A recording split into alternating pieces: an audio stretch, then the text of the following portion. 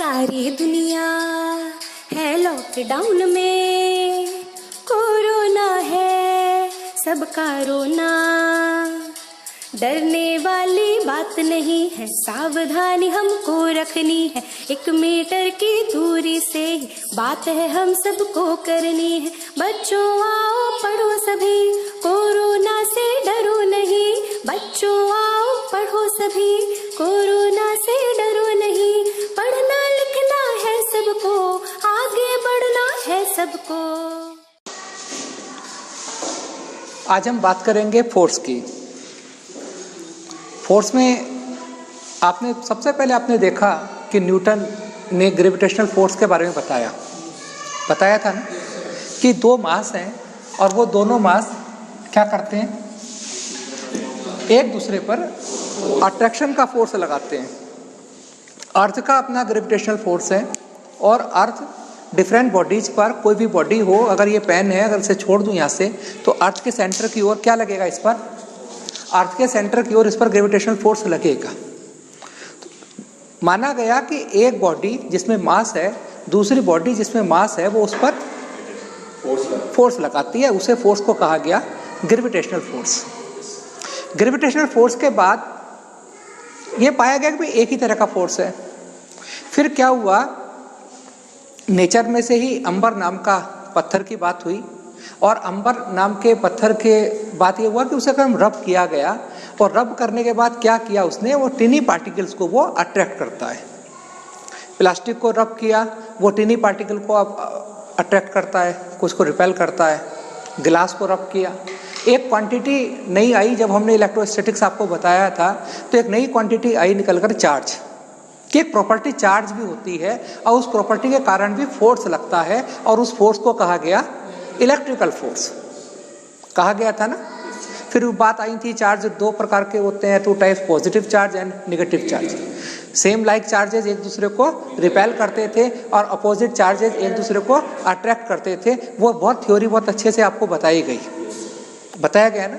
उसके बाद क्या होता है, एक थोड़ा हिस्ट्री में जाते हैं कि आज मैग्नेटिक फील्ड के बारे में आपको बताना है कि थोड़ा हिस्ट्री में जाते हैं कि एक जब वो नेचर से ही मैग्नेटाइट आयरन के ऑक्साइड प्राप्त हुए, उन आयरन के ऑक्साइड को, मैग्नेटाइट को, जब एक उसमें कुछ क्वालिटी पाई गई, विशेष प्रकार की क्वालिटी ये पाई गई कि जब उन पत्थर को, मैग्नेटाइट को, आयरन ऑक्साइड को लटकाया गया तो वो हमेशा एक पर्टिकुलर डायरेक्शन में जाकर रुके। सपोज करो ये पत्थर है, हमने उसे हैंग किया तो पता चला इस डायरेक्शन में जाकर रुका। हमने उसे डिस्प्लेस किया, फिर भी नहीं, वो वहीं जाकर रुका। तो ये कहा गया उस पत्थर के पास, मैग्नेटाइट के पास कोई दूसरा मास लाया गया, उसने उस पर अट्रैक्शन का फोर्स नहीं लगाया। चार्ज लाया गया, चार्ज पर भी अट्रैक्शन का फोर्स नहीं लगाया। उसके पास आयरन लाए गए, आयरन जैसे अदर मेटल्स लाए गए तो पता चला उसने आयरन को अट्रैक्ट कर लिया। समझ में आ रहा है आपको, नहीं आ रहा? तो पाया गया कि नेचर में एक अदर फोर्सेस भी होते हैं, केवल 2 ही फोर्स नहीं है, ग्रेविटेशनल फोर्स और इलेक्ट्रिकल फोर्स ही नहीं है, कोई नया फोर्स भी है और उसे कहा गया, क्या कहा गया उसे? Magnetic force. एक मैग्नेटिक फोर्स भी लगता है ना? समझ में आ रही है बात? और बाद में जब और खोजें हुई तो पता चला कि भाई अर्थ को भी एक मैग्नेटिक माना जाता है, कि अर्थ में एक मैग्नेट है। ये माना गया कि अर्थ के सेंटर पर नीचे भी एक बार मैग्नेट रखा है और उसका भी बहुत ज़्यादा मैग्नेटिक फील्ड लगता है और उसे ईश्वरीय शक्ति माना गया कि अर्थ में ग्रेविटेशनल पावर है ही, पर एक मैग्नेटिक पावर भी है। उससे पहले हम बताते हैं एक बात आपको। ऑरस्टेड 1820 वो इलेक्ट्रिकल से संबंधित ही कोई एक्सपेरिमेंट कर रहे थे और जैसे किसी वायर में, ये कोई वायर है, इस वायर में करंट फ्लो हुआ और करंट फ्लो होने के बाद उसमें एक सेल लगाया गया। सोर्स तो देना पड़ेगा करंट फ्लो के लिए। कंडक्टर है, कंडक्टर में नेट चार्ज तो 0 ही होता है जब तक आप कोई अदर सोर्स नहीं लगा लें, जब तक कोई यूनि डायरेक्शन ना मिल जाए चार्जेस की, तब तक तो करंट फ्लो नहीं होगा। करंट फ्लो कब होता है? जब पोटेंशियल डिफरेंस हो। अगर पोटेंशियल डिफरेंस आप कंडक्टर के एंड्स के बीच नहीं दे रहे हैं तो करंट फ्लो नहीं हो सकता। बताया था ना, बहुत डिटेल में बात हुई आप लोगों से। एक सेल लगाया, एक ऑन ऑफ का बटन की लगाया ना। और जब यहाँ की लगाया और वो क्या कर रहे थे, इस स्विच को ही ऑन ऑफ कर रहे थे। इसी वायर के पास कोई मैग्नेटिक निडल रखी थी। क्या रखी थी? मैग्नेटिक निडल ना। हुआ क्या, जैसे ही वो इसे ऑन ऑफ कर रहे थे तो ये मैग्नेटिक निडल डिस्प्लेस हो रही थी। ये बार बार जाकर मैग्नेटिक निडल जैसे ही इसे ऑन करते थे, ये बार बार मैग्नेटिक निडल एक जगह जाकर रुक जाती थी, एक पर्टिकुलर डायरेक्शन में। इस एक्सपेरिमेंट को उन्होंने कई बार किया।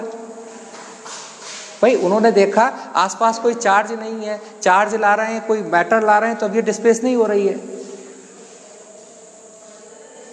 परंतु जैसे ही करंट का हम यहाँ ऑन कर रहे हैं तो ये डिस्प्लेस हो रही है, और वो भी जाकर रुक रही है, एक पर्टिकुलर डायरेक्शन में रुक रही है।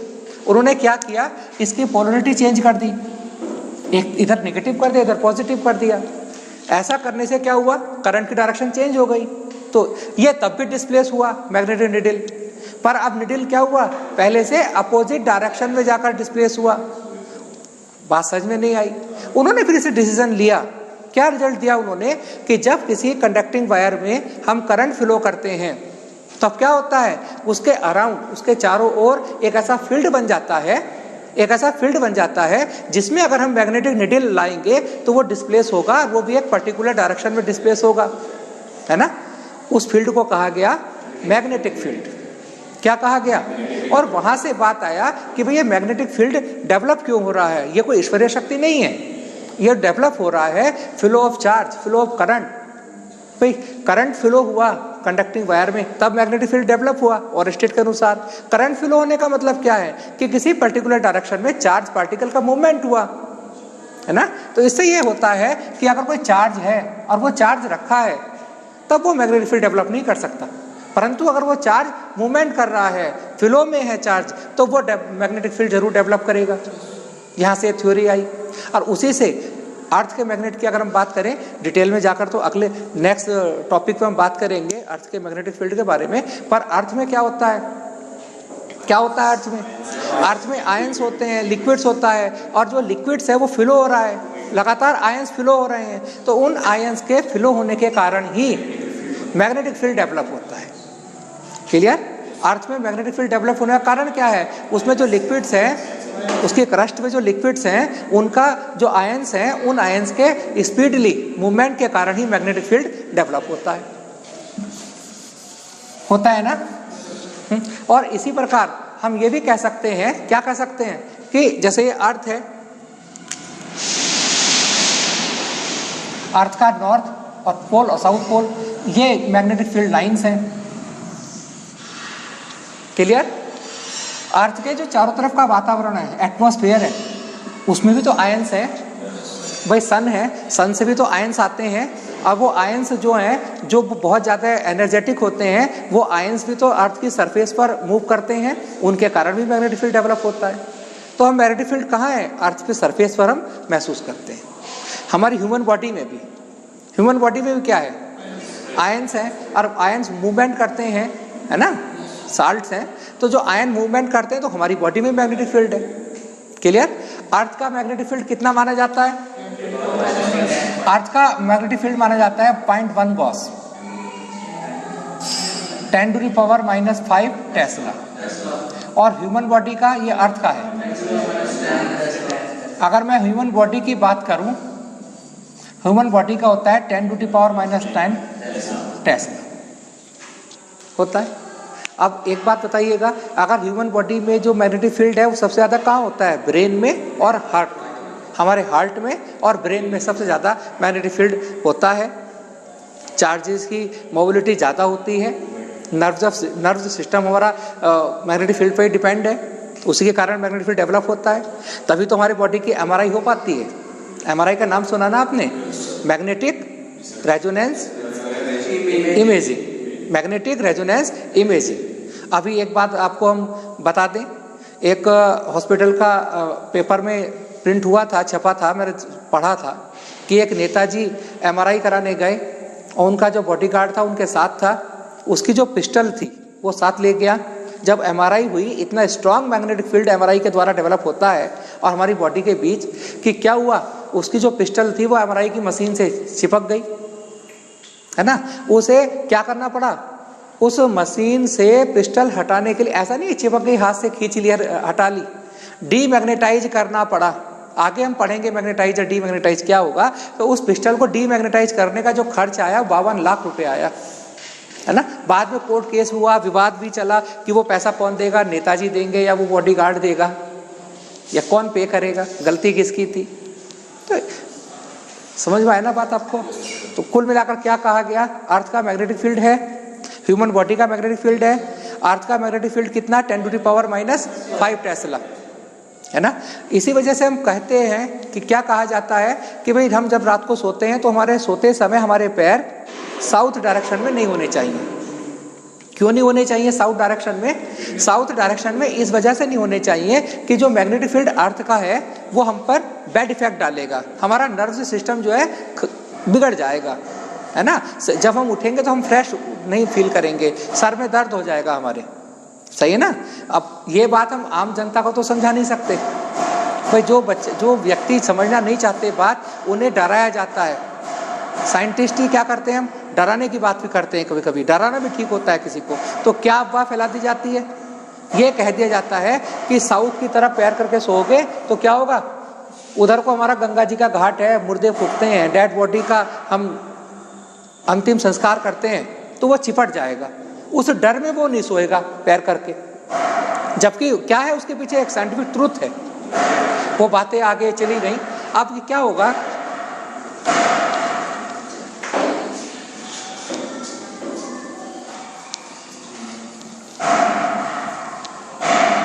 अब थोड़ी सी बातें बताते हैं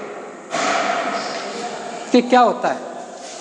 जो बार मैग्नेट्स हैं, जो मैंने मैग्नेटाइट की बात की, जो मैग्नेट की बात की, उस मैग्नेट में क्या था, attracts iron and few other metals. Magnet क्या करता है, अट्रैक्ट करता है आयरन को और कुछ अन्य मेटल्स हैं उन्हें अट्रैक्ट करता है। हैज डायरेक्शनल प्रॉपर्टी, मीन्स उसमें डायरेक्शनल प्रॉपर्टी है। जब भी हम किसी मैग्नेट को अगर हम लटका दें, कहीं पर लटका दें, तो वो हमेशा क्या होगा, एक यूनि डायरेक्शन में आ जाएगा, वो साउथ नॉर्थ डायरेक्शन में आ जाता है। कहाँ जाता है, साउथ नॉर्थ डायरेक्शन में। अर्थ बिहेव्स लाइक मैग्नेट, मैंने बताया आपको, अर्थ मैग्नेट की तरह बिहेव करती है। क्यों करती है, क्योंकि मैग्नेटिक फील्ड जो डेवलप होता है वो डेवलप होता है अर्थ में, लिक्विड होता है और लिक्विड में आयंस मूवमेंट करते हैं। और मैग्नेटिक फील्ड का सोर्स क्या है, मैग्नेटिक फील्ड डेवलप होने का सोर्स ही mobility of charges, movement of charges है, मूवमेंट ऑफ करंट है। Two ends are called poles. कोई भी मैग्नेट है, उस मैग्नेट के क्या होंगे, दो पोल्स होते हैं, एक नॉर्थ पोल एक साउथ, एक नॉर्थ पोल होता है और एक साउथ पोल होता है। Similar poles repel, opposite poles attract. अगर हम दो नॉर्थ पोल को एक दूसरे के पास लाते हैं या दो साउथ पोल को एक दूसरे के पास लाते हैं तो वो एक दूसरे को रिपेल करेंगे। अगर हम एक नॉर्थ पोल और दूसरे साउथ पोल को पास लाएंगे तो वो एक दूसरे को अट्रैक्ट करेंगे। North and south pole can not be separated. इसका मतलब जानते हैं, इसका मतलब ये है कि अगर मैं इस मैग्नेट को ब्रेक कर दूं, इस मैग्नेट को हम ब्रेक कर देते हैं, तो इस मैग्नेट को ब्रेक करने पर क्या होगा, ये नॉर्थ पोल अलग हो गया और ये साउथ पोल अलग हो गया। ऐसा नहीं होगा, ऑटोमेटिकली ये नॉर्थ पोल है तो ये अपने आप ही साउथ पोल बन जाएगा, दूसरा क्या बन जाएगा, और ये साउथ पोल का इधर वाला नॉर्थ पोल बन जाएगा। हम इसे फिर ब्रेक कर देते हैं तो ये फिर नॉर्थ पोल है, इधर वाला साउथ, इधर साउथ है, ये साउथ है, इधर वाला नॉर्थ। छोटे से छोटा पार्टिकल भी इसका करते हम चले जाएं, ब्रेक करते चले जाएं, ये ऑटोमेटिकली बार बार दो पोल बनते जाएंगे। नॉर्थ पोल और साउथ पोल अलग अलग नहीं किए जा सकते। अकेले पोल की कोई भी क्या नहीं है, अस्तित्व नहीं है। अस्तित्व मैग्नेट का है, पोल का है, सिंगल पोल का कोई अस्तित्व नहीं है। बात आपको क्लियर है या नहीं है?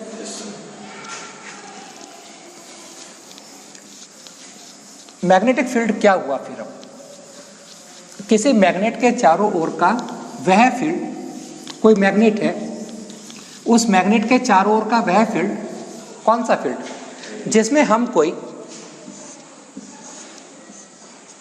कोई मैग्नेट है, इस मैग्नेट के चारों ओर का वह फील्ड जिसमें कोई निडल रखने पर, मैग्नेटिक निडल हम रख दें तो वो मैग्नेटिक निडल एक डायरेक्शन में हो जाए, उस पर कोई फोर्स लगने लगे तभी तो एक डायरेक्शन में होगी।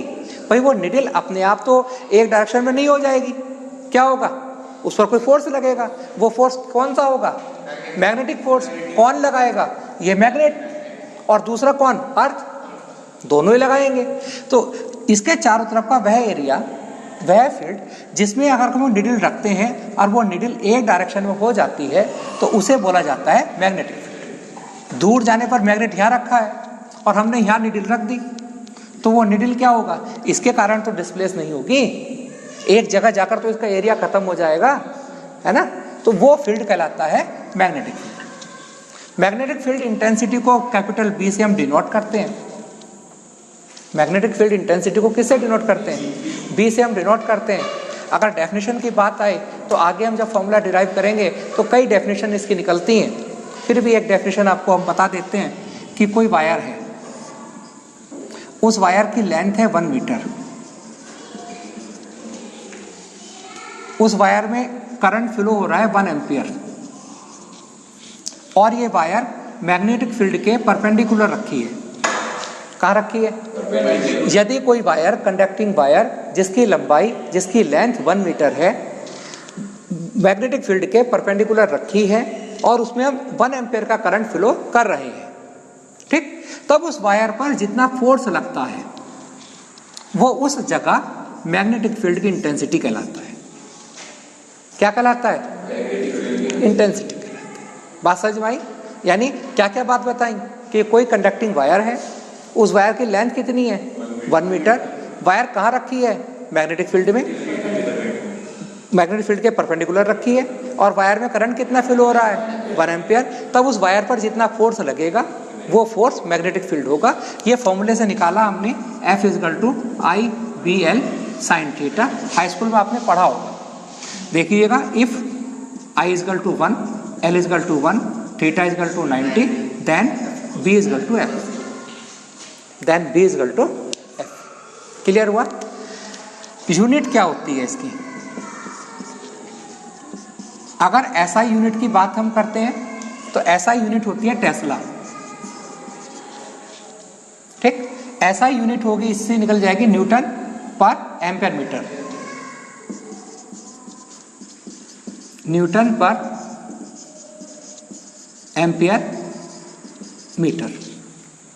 यूनिट हो सकती है वेबर पर मीटर स्क्वायर, वेबर पर मीटर स्क्वायर। अगर हम CGS यूनिट की बात करते हैं तो CGS में यूनिट होती है गॉस। क्या होता है, और 1 गॉस = होता है 10⁻⁻4 टेस्ला। टीवी कह देंगे बाद में हम, ये इसका टेस्ला होगा। मैग्नेटिक फील्ड आपको क्लियर हो गया होगा मेरे ख्याल से, समझ में आया आपको। मैग्नेटिक फील्ड की हमने बात की। अब हम बात करते हैं कि कोई चार्ज पार्टिकल है और वो मैग्नेटिक फील्ड में एंट्री करता है किसी वेलोसिटी से, तो उस पर कितना फोर्स लगेगा, क्या इफेक्ट होगा उस पर, समझ रहे हैं ना, उसकी मोशन पर क्या इफेक्ट होगा।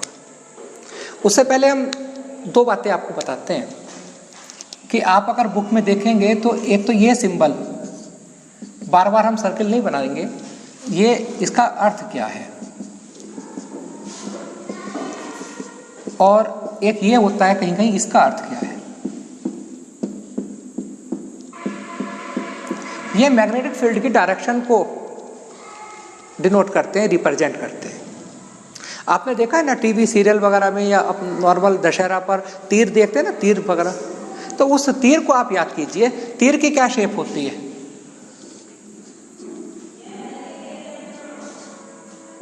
ये होता है ना।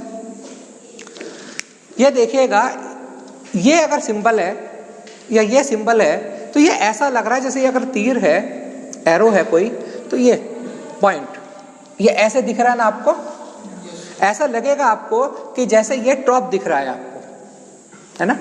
इसका क्या मतलब कि ये तीर ऐसे रखा है, तो ये मैग्नेटिक फील्ड की डायरेक्शन है।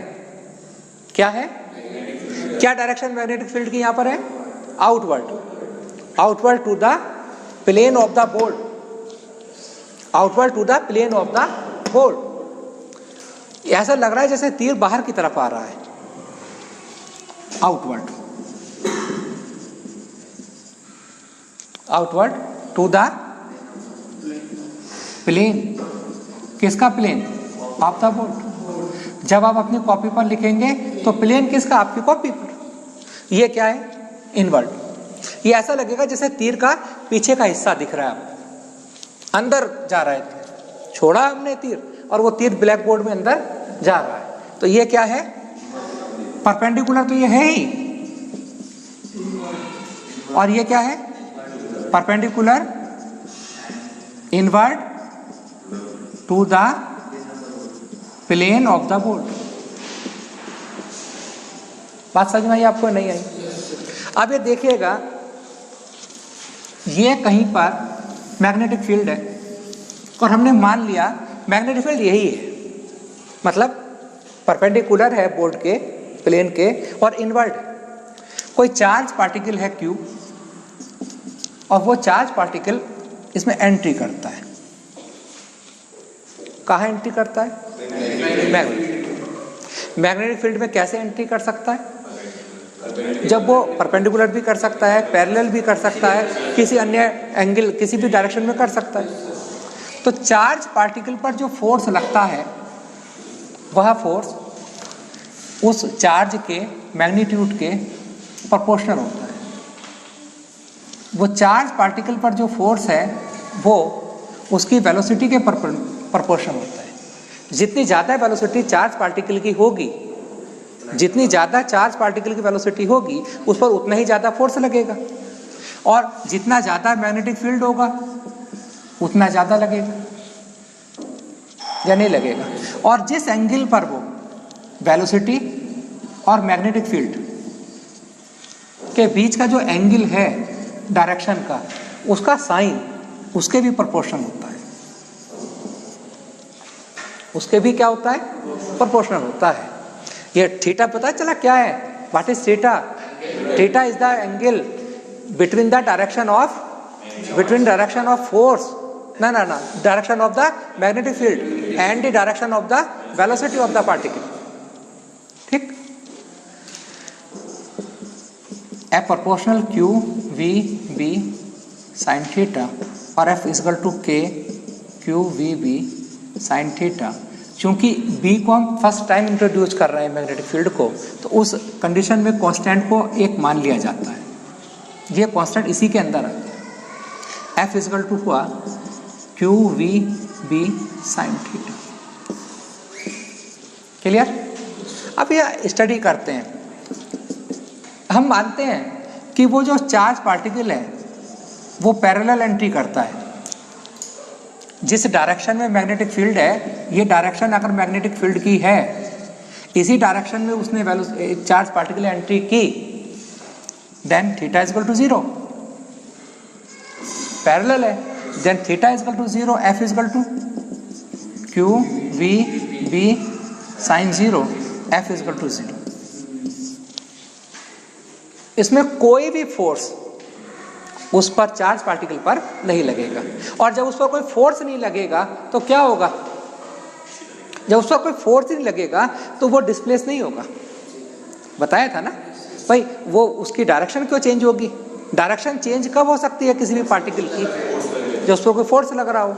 तो वो जो उसका पाथ है वो लीनियर ही रहेगा, जिस पाथ पे वो चलता है उसी वो चलता रहे, वो डिस्टर्ब नहीं होगा। क्लियर? वो डिस्टर्ब नहीं होगा।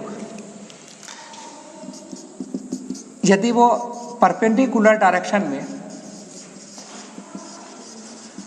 मूव करता है तब क्या होगा? ये तो क्लियर हो गया आपको। मतलब क्या है इस बात का? कि जब भी वो पैरेलल डायरेक्शन में मूव करेगा क्या होगा?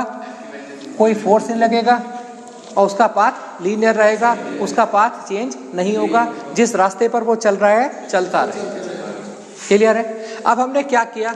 परपेंडिकुलर डायरेक्शन में उसने एंट्री की।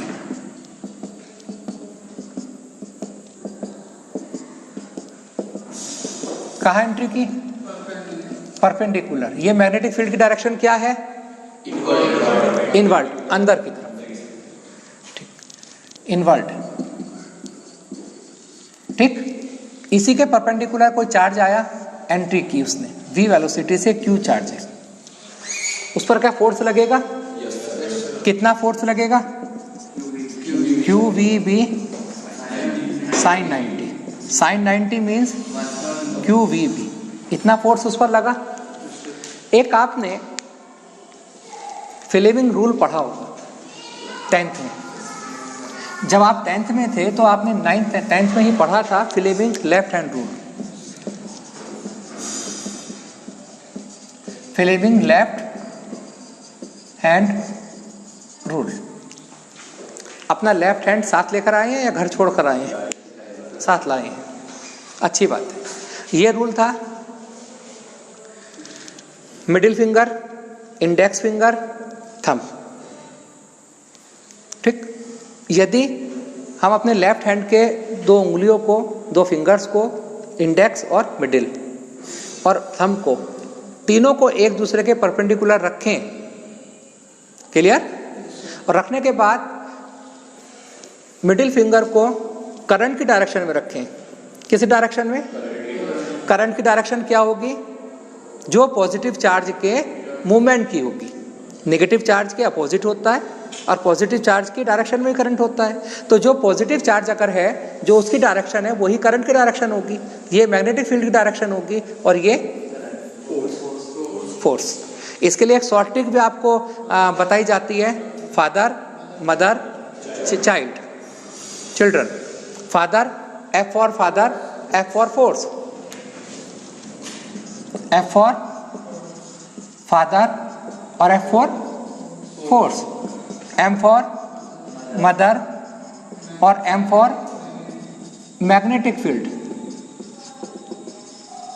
सी फॉर चाइल्ड और सी फॉर करंट। याद होने में इजी होगा आपको, clear? Current, magnetic field, force. आपको क्या है? मैग्नेटिक फील्ड की डायरेक्शन है क्या? इनवर्ड। आपने जो पिस्तौल बनाई है, रिवॉल्वर बनाया है, ये मैग्नेटिक फील्ड है और मैग्नेटिक फील्ड को कहाँ रख लेते हैं? इनवर्ड रख लेते हैं। ये इनवर्ड रख लिया। अगर ये पॉजिटिव चार्ज है, अगर ये पॉजिटिव चार्ज है तब क्या होगा? बताइएगा क्या होगा? अगर ये पॉजिटिव चार्ज है तब क्या होगा? ये पॉजिटिव चार्ज है तो यही करंट होगा। मैग्नेटिक फील्ड की डायरेक्शन क्या रखी?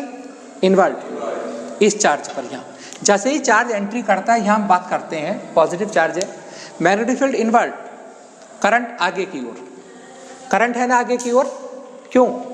और अगर ये नेगेटिव चार्ज होता तो क्या होता? करंट अपोजिट होता। तो फोर्स कहाँ लग रहा है? ऊपर।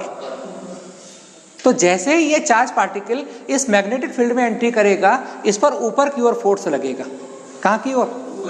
यानी ये चार्ज जैसे ही एंट्री करेगा, ये ऊपर जाना चाहेगा इस साइड। सपोज करो यहां से यहां आ गया, आ गया। अब हम फिर देखते हैं, अब क्या हुआ? अब करंट की डायरेक्शन तो ये हो गई, ये करंट की डायरेक्शन हुई या नहीं हुई? हुई। अब हम क्या करते हैं? मैग्नेटिक फील्ड तो इनवर्ड ही है, करंट और कर देते हैं ऊपर को। तो अब फोर्स क्या हुआ? अब फोर्स इधर नहीं लगने का है, फोर्स की डायरेक्शन भी शिफ्ट हो गई। अब ये क्या करेगा? और थोड़ा इसे इधर कर देगा, कर दिया ना। अब ये है, सपोज करो यहां आ गया, इस पर फिर हम लगाते हैं। अब करंट की डायरेक्शन तो इधर हो गई, हो गई ना। अब क्या करेंगे? मैग्नेटिक फील्ड इनवर्ड है, करंट ऊपर हो गया, आप भी कर रहे हैं ना साथ साथ। तो क्या हो रहा है? फोर्स और ऊपर लग रहा है। तो इसी प्रकार इसकी डायरेक्शन चेंज होती चली जाएगी, चेंज होती चली जाएगी और यही लौट आएगा। ठीक? क्या आपने देखा? आपने देखा कि जैसे ही कोई चार्ज पार्टिकल है और वो चार्ज पार्टिकल मैग्नेटिक फील्ड में परपेंडिकुलर डायरेक्शन में एंट्री करता है, तो उस पर एक मैग्नेटिक फोर्स अप्लाई होगा और मैग्नेटिक फोर्स इस प्रकार अप्लाई होगा उस पर, किस प्रकार कि वो सर्कुलर मोशन करेगा, वो सर्कुलर पाथ कर मूवमेंट करेगा। और सर्कल की जो रेडियस होगी वो कितनी होगी? वो अभी हम बताते हैं आपको, पर ये उससे पहले एक बात क्लियर आपको कर देते हैं। क्या कहा आपने? ये आपने कहा अभी कि ये मैग्नेटिक फील्ड है और मैग्नेटिक फील्ड की डायरेक्शन क्या है? इनवर्ट। पॉजिटिव चार्ज आया तो ऊपर की तरफ मूवमेंट हुआ, सर्किल बनाया। अगर यही नेगेटिव चार्ज आता तब क्या होता? नहीं, अपोजिट होगा। अपोजिट क्यों होगा बता देते हैं। मैग्नेटिक फील्ड की डायरेक्शन क्या है? इनवर्ट। करंट नेगेटिव है, करंट की डायरेक्शन इनर होगी, है ना? तो क्या करें? ये तो इनवर्ट है, अब ये पिस्तौल घुमा देते हैं, करंट इधर कर लेते हैं। कर लिया ना? आप इधर कर लिया करंट, तो फोर्स कहाँ लग रहा है? नीचे। तो इसी प्रकार उसका फोर्स की डायरेक्शन चेंज होती चली जाएगी और वो नीचे को मूवमेंट करेगा। बोलो, समझ में आया नहीं आया?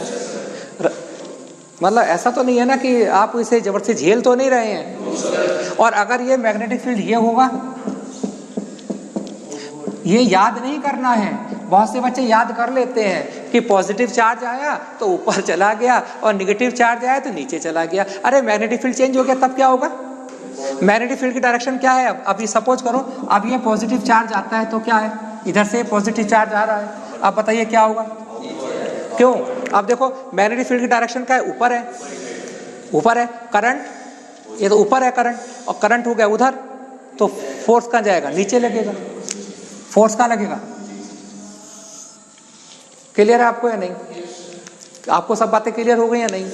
लगा लेंगे ना, थोड़ा हाथ को घुमाना पड़ेगा, आपको सब समझ में आ जाएगा। क्लियर हुआ आपको?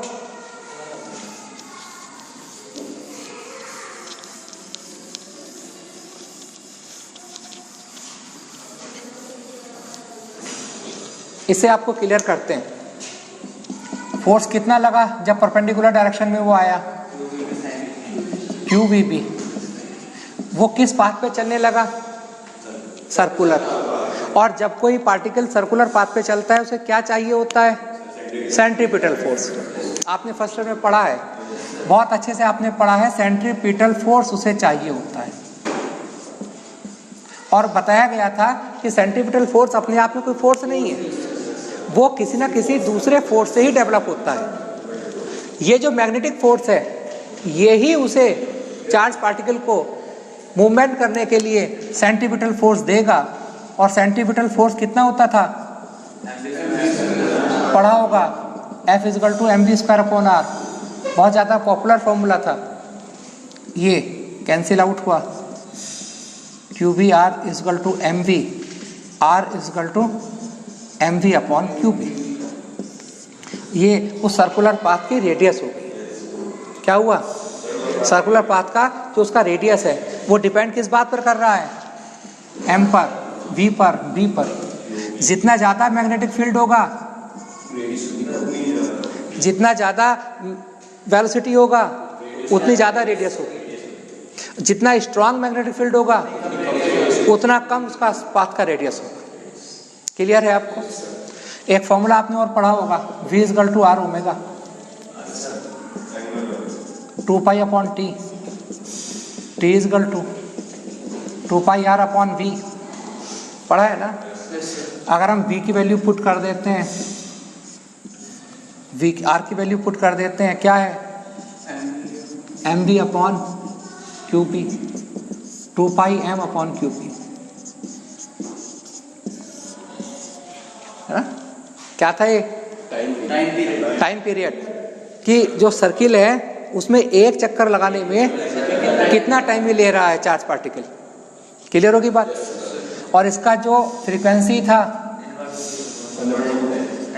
New = 1/T = qb/2πm। थोड़ा जल्दी बता गए आपको, क्योंकि हाई स्कूल में आपने 10th में आपने सब पढ़ा है। आपको क्लियर हुआ है नहीं? तो आपको क्या बात समझ में आई अब तक? ये बताया गया कि जब कोई चार्ज पार्टिकल मैग्नेटिक फील्ड में पैरेलल मैग्नेटिक फील्ड की डायरेक्शन में एंट्री करता है तो उस पर कोई फोर्स नहीं लगता है, और जब वो परपेंडिकुलर डायरेक्शन में एंट्री करता है, सर्कुलर पाथ, सर्कुलर मोशन वो करता है। अब बताते हैं आपको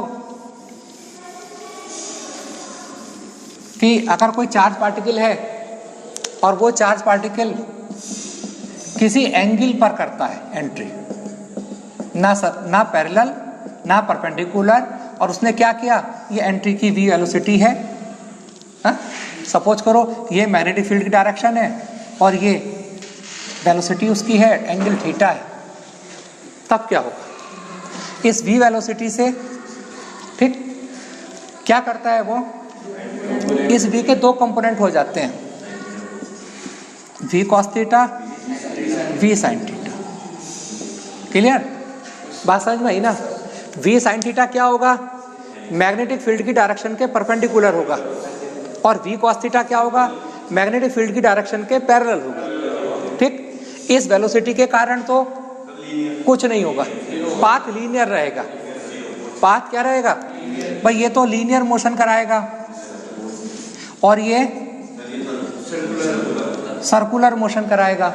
तो जैसे ही चार्ज पार्टिकल आता है, बात समझ में आ रही है ना, जैसे ही चार्ज पार्टिकल किसी मैग्नेटिक फील्ड में एंट्री करता है, तब क्या होगा पता है, वर्टिकल कंपोनेंट के कारण वो सर्कुलर मोशन करेगा, हॉरिजॉन्टल कंपोनेंट के कारण वो लीनियर मोशन करेगा, और वो चार्ज पार्टिकल इस प्रकार का मूवमेंट करेगा। ऐसे बोला जाता है हेलिक्स मोशन।